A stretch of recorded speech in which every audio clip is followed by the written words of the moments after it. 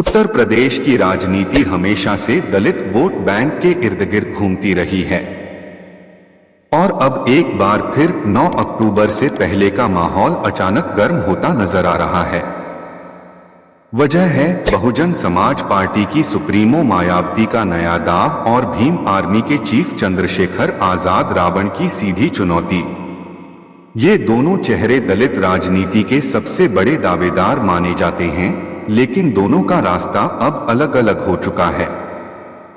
मायावती, जिन्होंने यूपी की सत्ता में 4 बार मुख्यमंत्री की कुर्सी संभाली, अब दलित राजनीति को फिर से अपने हाथों में मजबूत करना चाहती हैं।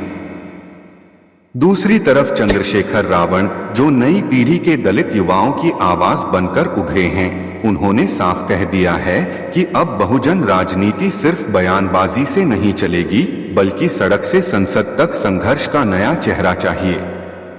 यही वजह है कि दोनों के बीच का टकराव 9 अक्टूबर को एक नया मोड़ लेने वाला है।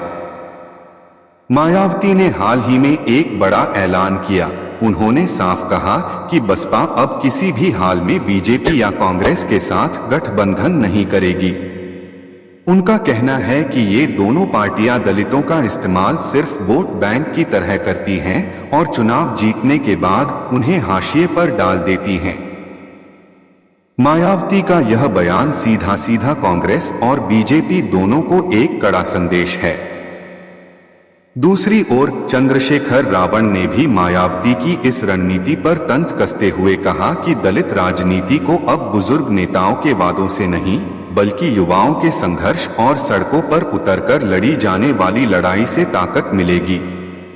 उन्होंने साफ कर दिया कि उनकी पार्टी, आजाद समाज पार्टी, अब यूपी चुनावों में खुलकर उतरने वाली है और किसी भी कीमत पर बसपा का साया ओढ़कर नहीं चलेगी। राजनीतिक विश्लेषकों का मानना है कि ये लड़ाई अब सिर्फ मायावती बनाम बीजेपी या मायावती बनाम कांग्रेस नहीं रही, बल्कि अब तस्वीर साफ है, मायावती बनाम चंद्रशेखर रावण। और यही वजह है कि 9 अक्टूबर का दिन दलित राजनीति के लिए ऐतिहासिक साबित हो सकता है। दरअसल 9 अक्टूबर को बहुजन आंदोलन का बड़ा कार्यक्रम होने जा रहा है। मायावती चाहती हैं कि इस दिन पूरे यूपी और देश भर के दलित समाज को बसपा के झंडे तले इकट्ठा किया जाए। वहीं चंद्रशेखर रावण ने भी ऐलान कर दिया है कि उनकी पार्टी उसी दिन एक विशाल सभा करेगी, जहां वे दलित युवाओं की ताकत और अपनी रणनीति का ऐलान करेंगे। यानी दलित राजनीति की सियासी जमीन पर एक ही दिन 2 बड़े मंच होंगे और दोनों का मकसद एक ही वोट बैंक को अपनी तरफ खींचना होगा। बीजेपी और कांग्रेस दोनों ही इस हालात पर चुपचाप नजर गड़ाए हुए हैं। बीजेपी को डर है कि अगर दलित वोट बैंक मायावती और चंद्रशेखर के बीच बंट गया तो उन्हें फायदा मिल सकता है। वहीं कांग्रेस को उम्मीद है कि दलित समाज की नई पीढ़ी, जो बदलाव चाहती है, शायद चंद्रशेखर रावण के साथ खड़ी हो। लेकिन असल खेल इस बात पर टिकेगा कि 9 अक्टूबर को कौन सा चेहरा ज्यादा भीड़ और ज्यादा समर्थन जुटा पाता है। मायावती का अनुभव और उनकी पुरानी राजनीतिक पकड़ अभी भी मजबूत है।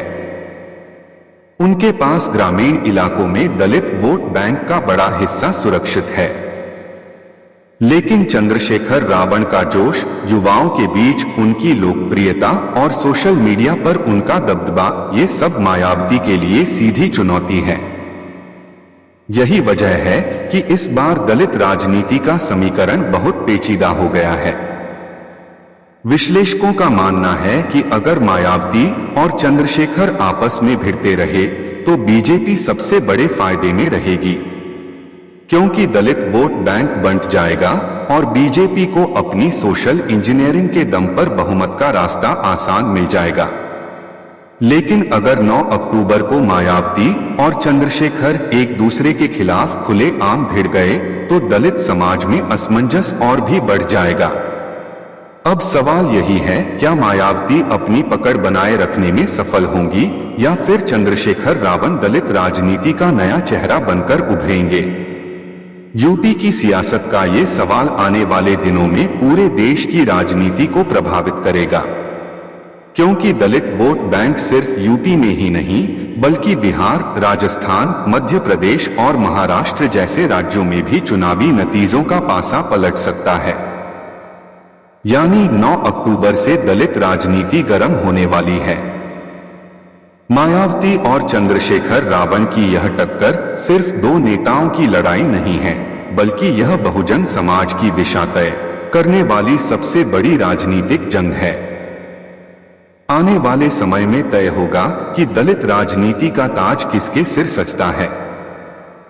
और दोस्तों, अगर आपको यह राजनीतिक विश्लेषण पसंद आया हो तो हमारे चैनल को जरूर सब्सक्राइब करें, वीडियो को लाइक और शेयर करें ताकि ऐसी दमदार और अंदरूनी खबरें आप तक सबसे पहले पहुंचती रहें।